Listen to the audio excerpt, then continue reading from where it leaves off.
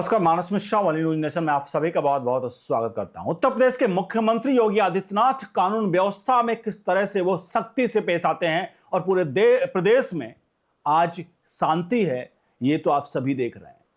लेकिन सबके बीच में योगी आदित्यनाथ ने आज खुद अपने मुंह से जो आगे वीडियो हम दिखाने जा रहे हैं कि आखिरकार कैसे 5 वर्ष की एक बेटी उनके कान में बुदबुदाती है कुछ, और उसके बाद जो एक्शन होता है, आरोपी का क्या हाल होता है, कोर्ट पहुंचता है और फिर एसपी को जो आदेश दिया जाता है योगी आदित्यनाथ के द्वारा, वो आज अगर आपके मन में योगी आदित्यनाथ के लिए हल्की सी भी ऐसी वैसी सोच है, आज आपको अपनी सोच को शायद ये जो वीडियो है आपकी बदल देगी। मैं आपका बिना वक्त गवाए सीधे उस वीडियो की तरफ चलता हूं, क्योंकि योगी आदित्यनाथ ने खुद इस बात के बारे में जिक्र किया है। सिर्फ इतना चाहूंगा कि आप योगी से नफरत करते हैं, कुछ लोग धर्म के नाम पर नफरत करते हैं कि योगी तो सनातनी है, लेकिन एक बार इस वीडियो को देखने के बाद अगर आपके मन में नफरत रह जाए तो आपके अंदर इंसानियत शायद नहीं है। फिलहाल हम बिना आपका तंज कसे चीजों को कहे सीधे लिए चलते हैं वीडियो की तरफ। आपकी कमेंट योगी आदित्यनाथ के लिए जरूर चाहेंगे और यह फैसला योगी आदित्यनाथ का कैसा लगा सुन करके कमेंट बॉक्स में जरूर लिखिएगा। सीधे हम ले चलते हैं योगी आदित्यनाथ की तरफ, लेकिन थोड़ा सा आपको इसके बारे में बता देते हैं।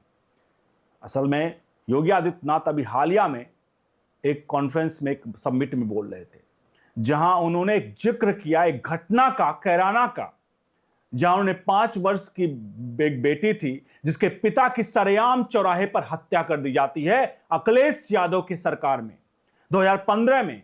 उसके बाद क्या कुछ घटनाक्रम घटता है, कैसे वो व्यक्ति जिसने हत्या की थी वो खुला घूम रहा होता है, उसके बाद योगी आदित्यनाथ का एक्शन। पहले आप सुनिए इस योगी आदित्यनाथ के मुंह से, उसके बाद में कुछ और हम चीजें सुनाता हूं, बताता हूं आपको। पहले सुनिए योगी आदित्यनाथ क्या कर रहे हैं उत्तर प्रदेश। मुझे याद है 2015 में किराना में एक उद्यमी की हत्या हुई थी, सरेआम चौराहे पर दिन दहाड़े हत्या हुई थी। उसकी 5 वर्ष की बेटी उसके साथ थी। और उद्यमी अपनी बेटी को स्कूल से लेके आ रहा था, तब तक वहां का एक अपराधी, एक हिस्ट्री सीटर ने उस उद्यमी को देखा और सरेआम चौराहे पर गोली मारी थी। कोई कार्रवाई नहीं हुई। वह परिवार यहां से छोड़ करके सूरत चला गया था। 17 में सरकार आई। सरकार आने के बाद हम लोगों ने जब कार्रवाई प्रारंभ की, 19 में वह परिवार वापस आया। और तब तक हमने देखा था कि किराना में जितने परिवार वहां से प्लान किए गए थे उसमें से ज्यादातर आ चुके थे, और मैं भी फिर उस परिवार से मिलने के लिए गया था। तो मैं इस परिवार में गया। मैंने उस परिवार में कहा कि भाई देखो, मैंने मैसेज भेजा था कि मैं आज भोजन दोपहर का उसी परिवार के साथ करूंगा, और मेरी तरफ से उन लोगों को विनती भेजना कि मैं उस परिवार में ही भोजन करना चाहूंगा आज। और मैं गया था। मैंने परिवार के लोगों से हालचाल लिया और फिर मैंने पूछा, मैंने कहा कोई समस्या तो नहीं है।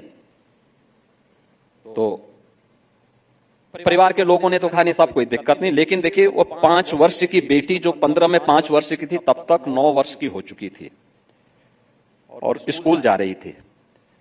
उसने मेरे कान में आके कहा, उसने कहा हमें डर तो नहीं है, लेकिन उसी प्रकार के एक गुंडे को मैंने एक दिन सड़क पे देखा है। तो मैंने वहां के एसपी को बुलाया। मैंने कहा भी पूछो, ये मालूम करो कि क्या वह अपराधी जेल से छोटा तो नहीं है, और छोटा है तो कैसे घूम रहा है।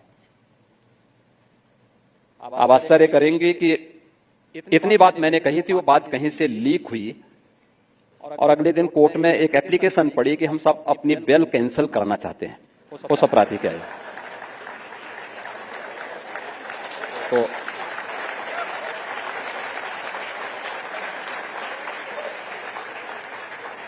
तो हम लोगों ने कहा भाई मुझे जानकारी मिली, तो हमने कहा इसके बेल कैंसिल नहीं होनी है।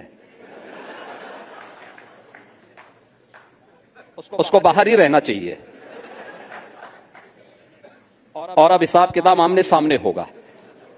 और मुझे बताते हुए प्रसन्नता है कि आज किराना, कांधला हो या कहीं भी हो, इस प्रकार की कोई स्थिति नहीं। और ये पहली शर्त है किसी भी राज्य के लिए और किसी भी देश के लिए कि सुरक्षा का वातावरण हो जो राज्य को देना चाहिए, हर व्यक्ति को देना चाहिए, हर व्यक्ति का यह अधिकार है। आपने पूरा घटनाक्रम देख लिया, सुन लिया। जिसकी भी सोच शायद ये हो कि उत्तर प्रदेश के मुख्यमंत्री के बारे में अब आप अपनी सोच के बारे में लिखिए कि योगी आदित्यनाथ, जो कई ऐसे हैं जो धर्म की आड़ में उनके खिलाफ अभद्र टिप्पणियां और बहुत सारी चीजें करते हैं, लेकिन उनका इलाज तो हो जाता है, ये बात तय है। लेकिन आखिरकार इनकी सोच क्यों नहीं बदलती है? हमें कानून व्यवस्था चाहिए या लचर अखिलेश यादव समाजवादी पार्टी वाली व्यवस्था चाहिए, जहां अखिलेश यादव अभी भी अखिलेश यादव और उनके लोग इंतजार कर रहे हैं कि वो सत्ता में आएंगे और उस तरह की चीजें करेंगे। अब आप खुद सोचिए, एक 5 साल की बच्ची मुख्यमंत्री के कान में आके कहती है कि मेरे पिता के हत्यारों को मैंने शायद देखा है, और उसके बाद वो एसपी को आदेश देते हैं कि आप जरा देखिए इस मामले को। और योगी आदित्यनाथ कैसे खुद ही कह रहे हैं कि जब मैं ये आदेश देता हूं, उसके बाद इस घटना की थोड़ी सी कहीं से लीक हो जाती है, तो पता चलता है जो आरोपी था वो आरोपी कोर्ट में सरेंडर करने के लिए पहुंच जाता है। जमानत पर घूम रहा था, वो जमानत अपना रद्द करवाने पहुंचता है। उसके बाद योगी आदित्यनाथ ने क्या कहा, जरा सोचिएगा। उन्होंने कहा कि अब उसकी जो है जमानत याचिका जो है उसको जमानत पे ही रहने दो, क्योंकि अब हम सीधा सीधा देखेंगे, आमने सामने देखेंगे, यानी हिसाब किताब होगा। और ये हिसाब किताब अब्बास अंसारी वाला हिसाब किताब नहीं, जहां वो अफसरों और आम पब्लिक को धमका रहे थे। यह हिसाब किताब है हत्यारों का, माफियाओं का, गुंडों का, मवालियों का, और उत्तर प्रदेश के मुख्यमंत्री का हिसाब किताब है, जिनकी हिसाब किताब वाली बैलेंस शीट जो है वो क्रेडिट और डेबिट जो होता है उसमें कभी भी बैलेंस शीट में कोई फर्क नहीं आता है। और कहीं भी इनके में तो यहां पर भी है कि बहुत सारे समय में आपको बता रहे हैं एनपीए चलाता है ना, नॉन परफॉर्मिंग एसेट्स, आप जानते हो अकाउंट्स की टर्म्स में, तो यहां पर एनपीए भी नहीं आता किसी टाइप का कि कोई एनपीए छोड़ते हो। यहां सीधे तौर पर क्रेडिट और डेबिट, एनपीए की कोई आवश्यकता नहीं होती है। इसलिए यह है योगी आदित्यनाथ का शासन प्रशासन। अब आज इस पूरे घटनाक्रम पर अपनी राय प्रतिक्रिया दीजिए कि आखिरकार उत्तर प्रदेश के मुख्यमंत्री योगी आदित्यनाथ ने जो इस मंच पर उन्होंने जो कुछ कहा है, बातें बोली हैं, उससे आप क्या सहमत हैं? क्या उन्होंने जो आरोपी, अब उसका नाम नहीं पता था कि वो जात किस धर्म का था, क्योंकि बहुत सारे लोग कहेंगे हो सकता है उस धर्म का हो। अरे अगर किसी धर्म का है तो एक बार चाइना को देख लो। चाइना के खिलाफ यूनाइटेड नेशन में एक विधेयक आता है जिसमें उइगर मुसलमानों पर आरोप लगता है, चाइना पर, कि उइगर मुसलमानों पर वो बर्बरता कर रहा है। हालांकि ये खबरें सही है कि उइगर मुसलमानों को लेकर चाइना उनके जीवान सिल देता है, उनको रोजा नहीं रखने देता, नमाज नहीं पढ़ने देता, उनको तरह तरह की यातनाएं देता है। लेकिन उसी मंच पर यूनाइटेड नेशन में, ध्यान रखिए योगी आदित्यनाथ शायद मोदी से भी तेज हैं, उसी मंच पर यूनाइटेड नेशन में चाइना ने कहा कि ये कहिए कि कोई धर्म की आड़ में हमारे देश में बम फोड़ेगा तो ये कहे वो धर्म की आड़ में यूनाइटेड नेशन में जाकर बच जाएगा।